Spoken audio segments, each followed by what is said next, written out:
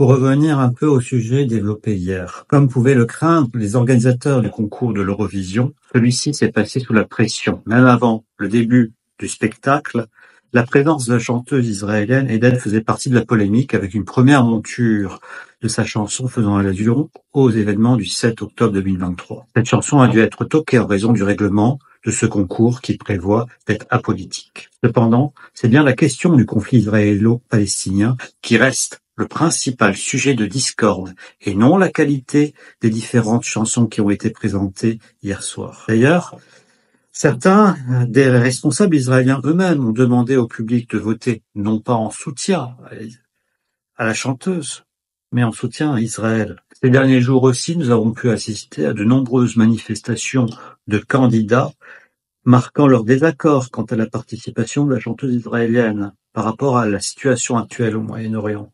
Il s'agit du cas du candidat des Pays-Bas qui a été exclu pour d'autres raisons officiellement, mais également de la candidate grecque. Alors qu'en dehors, à Malmö en Suède, des manifestations pro-palestiniennes se sont multipliées avant et même pendant la cérémonie.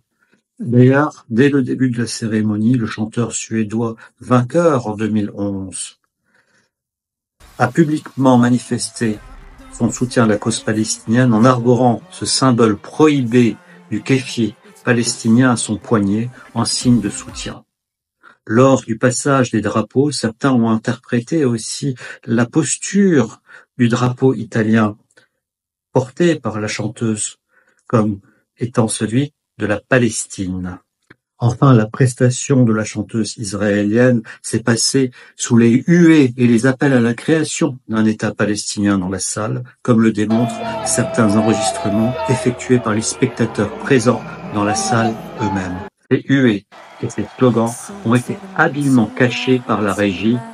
Au final, la chanteuse israélienne arrivera à la 5e place, une place honorable dans les circonstances actuelles.